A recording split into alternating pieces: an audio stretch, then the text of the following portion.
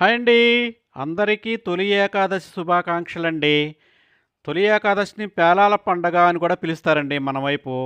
అసలు ఆ పేలాలు ఎలా తయారు చేస్తారు? పేలాల పిండి ఎందుకు తినాలి చూద్దాం ఒకసారి. అసలు పేలాలు ఎలా తయారు చేయాలో చూద్దాం రండి ముందు. ముందు జొన్నలు తీసుకొని శుభ్రంగా కడుక్కొని ఆరబెట్టుకోవాలండి శుభ్రంగా. మంచిగా ఆరిన తర్వాత స్టవ్ వెలిగిచ్చేసి దాని మీద ఒక మూకుడు గానీ, కళాయి గానీ లేకపోతే ఇలాంటి గిన్నె గానీ ఒకటి పెట్టేసి దానిలో ఒక గుడ్డపీలకేయాలి. గుడ్డపీలకి ఎందుకేయాలంటే పేలాలు ఏగేటప్పుడు చిందిపోతాయి. అందుకోసం చెప్పి గుడ్డపీలకేసుకోవాల. ఆ తర్వాత కాసినయి అంటే ఒక గుప్పెడు మాత్రమే వేయాలండి పేలాలు. పేలాలు ఏగడానికి ఆ మూకుట్లో లేతే ఆ గిన్నెలో ఒక గుప్పెడు మాత్రమే వేయాలి. మరిన్నేసినట్లయితే మాడిపోవడానికి అవకాశం ఉందనమాట. అందుకోసం అంటే ఒక గుప్పెడే వేసేసి ఆ గుడ్డపీలకు కూడా వేసేసి మీడియం ఫ్లేమ్‌లో పెట్టి ఎప్పుడు తిప్పుతూనే ఉండాలండి. ఒక కర్రపుల్ల తీసుకొని ఎప్పుడు తిప్పుతుండాల. నాకైతే చల్లకవం దొరికింది కాబట్టి అది పెట్టాను. ఒక కర్రపుల్ల తీసుకొని ఎప్పుడు తిప్పుతూనే ఉండాల. ఎందుకంటే తిప్పకపోతే మాత్రం అవి మాడిపోతాయన్నమాట. అందుకోసం అగో చూసారా పేలాలు తయారైనయి.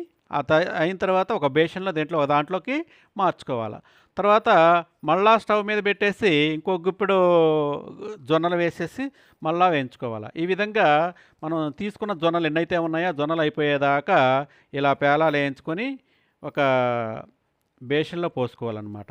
బేషన్‌లో పేలాలన్నీ శుభ్రంగా ఆరిన తర్వాత ఏం చేయాలంటే మిక్సీలో ఈ పేలాలన్నీ కూడా పిండిగా ఆడించుకోవాల. ఈ పిండిగా ఆడేటప్పుడే ఏం చేయాలంటే తగినంత బెల్లం, తర్వాత యాలక్కాయల పొడి ఏసుకోవాలి. ఏసుకొని శుభ్రంగా ఆడించుకున్నట్టయితే సూపర్ టేస్టీగా ఉంటుందన్నమాట. ఈ విధంగా ఏసిన తర్వాత ఒక కంటైనర్‌లో పెట్టుకొని గాలి ఆడకుండా నిల్వ చేసుకోవచ్చనమాట. అయితే ఈ పేలాల పిండి మనం తినే ముందు మనకు ఎంత కావాలో అంత తీసుకొని దానికి నెయ్యి కలుపుకొని తింటారనమాట. ఈ విధంగా నెయ్యి కలుపుకొని తిన్నట్లయితే చాలా టేస్టీగా బాగుంటుంది. అయితే ఈ పేలాల పండగ అసలు ఎందుకొచ్చింది? ఆ పేలాలు ఎందుకు తినాలి ఆ రోజనేది చూద్దామండి.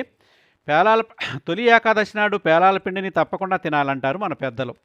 పేలాలు పితృదేవతలకు ఎంతో ఇష్టమైనవండి. అందువల్ల మనకు జన్మనిచ్చిన పూర్వీకులను ఈరోజు గుర్తు చేసుకోవడం, వాళ్ళకు నైవేద్యంగా ఈ పేలాల పిండిని పెట్టి మనం కూడా దాన్ని స్వీకరించాలన్నమాట.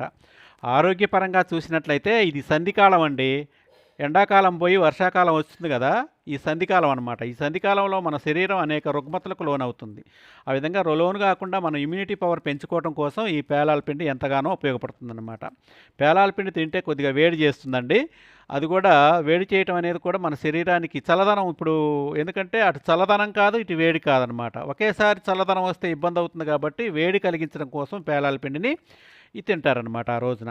కాబట్టి శరీరానికి పేలాల పిండిని వేడి చేస్తుంది కాబట్టి ఆ రోజున దేవాలయాల్లోనూ ఇళ్ల వద్ద పేలాలు వేయించేసి పేలాల పిండి తయారు చేసి ఈ పిండిని దేవునికి ప్రసాదంగా పెట్టి అందరికీ ప్రసాదంగా ఈ పిండిని ఇస్తారనమాట. అది విషయం. అయితే సంవత్సరంలో 24 ఏకాదశులు ఉంటాయండి. దాంట్లో ప్రసిద్ధమైన ఏకాదశి ఆషాఢ శుద్ధ ఏకాదశి అనమాట. అంటే ఈ ఏకాదశే మన హిందువుల యొక్క తొలి పండుగ అనమాట. ఇప్పటి నుంచే మన హిందువుల పండుగలన్నీ కూడా స్టార్ట్ అవుతాయన్నమాట. ఈ 4 మాసాలు శ్రీ విష్ణుమూర్తి నిద్రావస్థలో ఉంటారనమాట. నిద్రపోతారన్నమాట. శయనాకాదశి అని కూడా అంటారు దీన్ని. అందుకే చాతుర్మాసాలు అంటారు వీటిని. కదా! థ్యాంక్ యూ అండి. Thank you very much. Thank you. Please like, share, subscribe. Thank you.